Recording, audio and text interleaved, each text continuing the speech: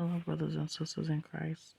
I want to share this message, this dream that I had 2 years ago. It's been quite some time, but um, I didn't know if it was just for me because I prayed about it, and I don't think it was just for me, and so I'm coming out with it now, and I didn't prayed over this dream. I didn't prayed over this message. I tried to get this message out several times today. Not today, Lord, I take that back, not today. I tried to get this message out several times, but it kept I kept being interrupted every single time. So I pray that today I can get it out. Sorry if I'm talking so low. My children are sleeping, so but um it started out that I was on a bus. And when I was on this bus, um, it was other people on this bus too. And this man, Prophet Lovy, was the driver. And he was going to several different stops picking up people. And he was picking up people, and this one man, he didn't get on. And they was telling him, get on the bus, get on the bus. And he was like, no, he is not who you think he is. So that man, Prophet Lovy, I think that's his name, he shut the door to the bus, and the bus kept continue going. So as he was continue driving, he's driving all like reckless, like we were downtown, whatever state, I don't know what state or city, I just know we were downtown with a lot of buildings, and he was making sharp turns, and the road was very bumpy. Um, and he didn't even care how he was driving. And the people weren't even paying attention. They were just so happy that they were on the bus that they weren't paying attention to where he was even going or the ride. It was like they were just too busy being happy on the bus and talking to each other. But I was just looking out the window and paying attention. And so he picked up some more people on this other stop, and everyone got on the bus except for this lady. And she said, no, y'all get off the bus. And they was telling her, no, you get on the bus. And she said, no, he is not who you think he is. And she kept saying it. And so he just shrugged his shoulders and he shut the door. And he didn't even have to say get on the bus or anything. His people, like the people that were for him, they were telling her to get on the bus, like they were defending him. So he didn't even have to say anything. And so he shut the door. And he kept driving. And then we came down to this road, and it was like the road became very smooth. Then all of a sudden, the bus was driving off a cliff. And I don't know how I got off the bus to like see, like I'm standing beside the bus now. I don't even know how. Maybe I was there in spirit. But anyway, because I don't know how I got off the bus. That's why I say that. But I was standing beside the bus, like behind the bus. I was standing there looking at the bus going over. The people were still on it, but the bus didn't go down. It was just tilting down. And the people could have actually got off the bus and got on top of the bus and came back on to the other side that I was on. But no, the man drove them to this beast.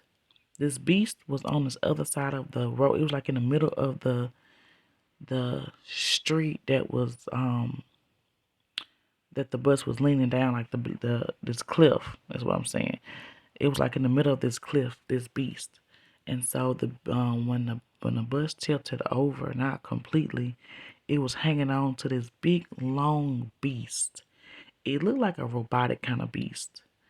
And people were climbing off the bus, y'all, to instead of coming back to the cliff, they were climbing out, they were getting off the bus, climbing off the bus, and climbing on top of the beast.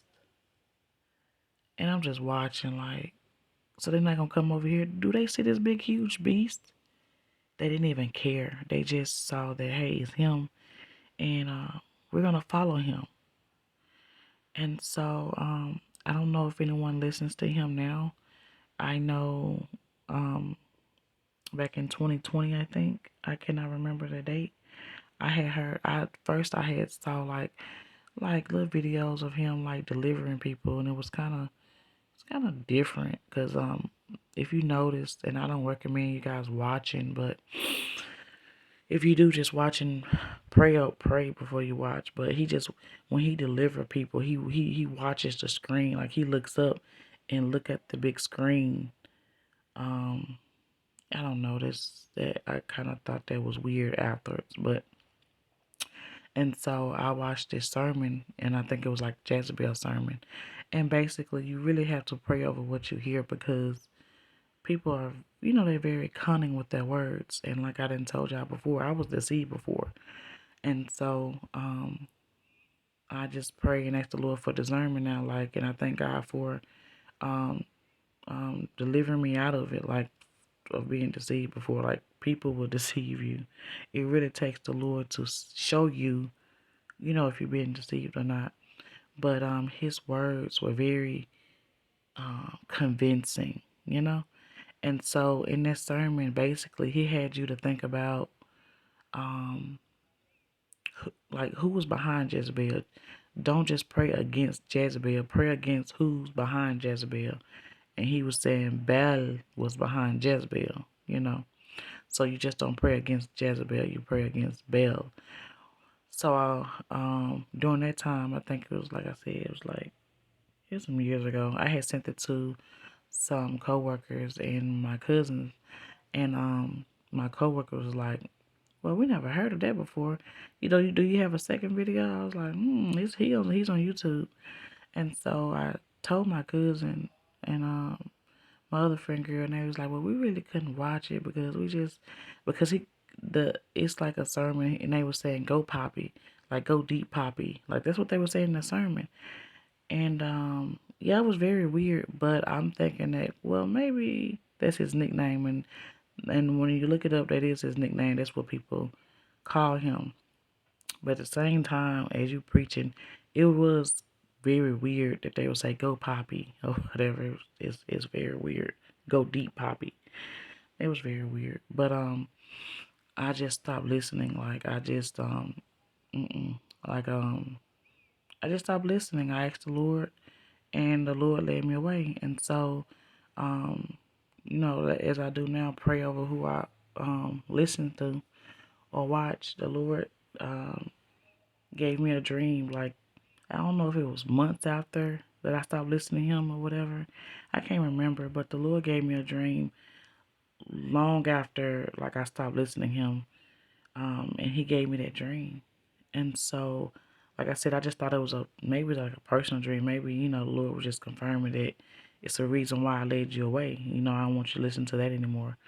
Or it's a reason I'm glad you prayed to me about this because this is not basically who they say he is. This is not who he say he is. And so now I think he's a big time prophet or something like that. And like I said, his words are very, very conniving. You have to really ask the Lord because he switches things in the Bible. Like I said, he wanted you to pray against Baal, but not so much against Jezebel, kind of like he was trying to get your attention off Jezebel and pray against Baal. You're supposed to pray against all of them, not just one, you know.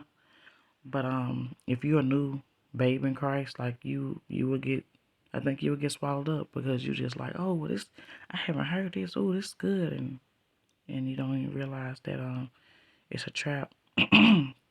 And so now, I think he's a big time prophet. Like I said, he's with TD. I don't know if he's not with TD Jakes, but I saw him kneeling and TD Jakes praying over him, and he done went to all these mega churches now. So now he's like, he's really, I guess he's big now, and he's with different, as you see this rapper. Um, so yeah, if you're listening to him, I just pray that you go to the Lord and ask for the truth and discernment, especially around this time, because you don't want to be deceived. Um, and ask the Lord if you have been deceived, let you know so you can get up out of it, pray against it, and be delivered.